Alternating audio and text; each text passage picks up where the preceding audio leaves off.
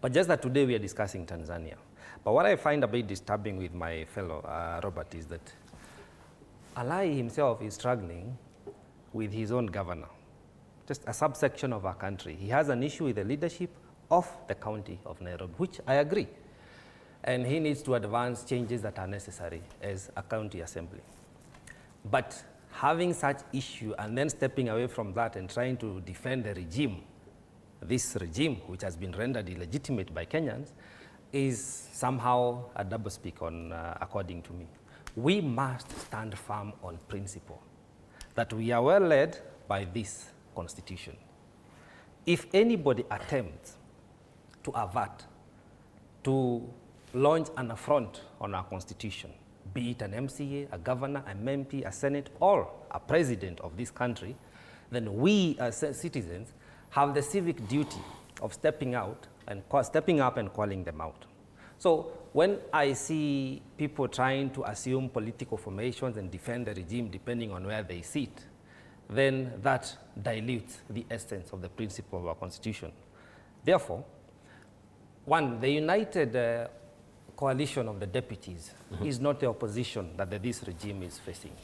The real opposition that the regime is facing are us Kenyans, who are disgruntled by the leadership, the policies, including the bill on communication and many others that they are trying to advance. And that we will not relent. Whether they form new coalitions or not, we Kenyans will stand firm on calling for the rule of law, advancement of justice, tax justice, because we cannot continue paying taxes and the services are not commensurate. We cannot continue borrowing and increasing our odious debt, where then we are left with a heavy burden from our revenue collection.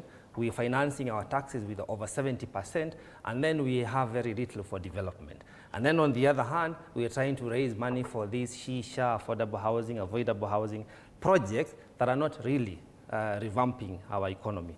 We have to agree and stand on principle that the problem we have is poor leadership, bad governance as a country called Kenya.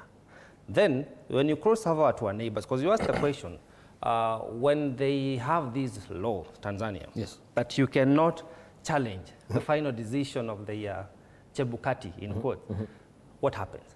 To me, that is silencing of the voice of dissent, and that is nothing short of dictatorship. Because if you're talking about governance, here we are having a political discourse. We should be able to agree and disagree. You should be able to challenge the outcome, the process, because an election has various elements that you look at for it to be credible. You have to look at the irregularities therein and the legality of it.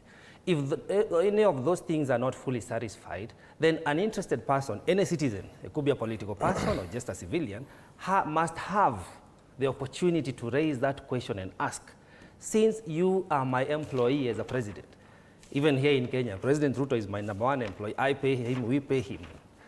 Why are you not comfortable with me checking how you came into being my servant?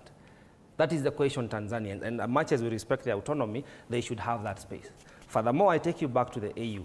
The African Union has a whole checklist on what a credible election ought to look like. There are those irreducible bare minimums, you know. It has to be free and fair. There has to be a process that is a legal process, a legal framework. There has to be freedom of association so that you can have various political parties coming into play. When that is not satisfied, then the outcome of that election is purely illegitimate. So these are the issues I'm saying. On principle, we have to stand and say, what really do we want to see? Not just for Kenya, not just for Nairobi, not just for Dagoretti South, but for us as the humans of Africa, because Africa is our interest. Much as the only upper hand we have on making changes is Kenya, because that's where we are all domiciled as Kenyans. But I want to implore on my colleagues that we cannot allow the myopic political formations that are existing in our country to blind the ambitions we have for having a better country, a better economy. Why would you call it myopic? Because, I mean, everything now is being clustered around the 2027 election. But nobody is coming to say, how are we going to transform our country? People are just trying to look at numbers, jargon numbers, you know. They keep trying to evoke the name of the late Right Honorable Raila Odinga, who is going to inherit ODM. Why? For re-election of 2027. But we have between now and then What happens to the continuation of our audience debt? Is Robert Alai telling us that he's comfortable with what the Communication Commission did last time in switching off? Because remember, they had an attempt when we had the demonstrations. Is that something we can defend as Kenyans? No. That's an affront on our constitution and freedom of expression as Kenyans. So what I'm saying it's myopic because it's purely political, and our issue is economical and development. That's where the conversations need to reside. So we're not really out of the woods yet when it comes also to us being blacked out, so to speak, if I use that corrupt English, that, you know, the Communications Authority can actually now give, you know, an order to all the TV stations that now you don't cover what is happening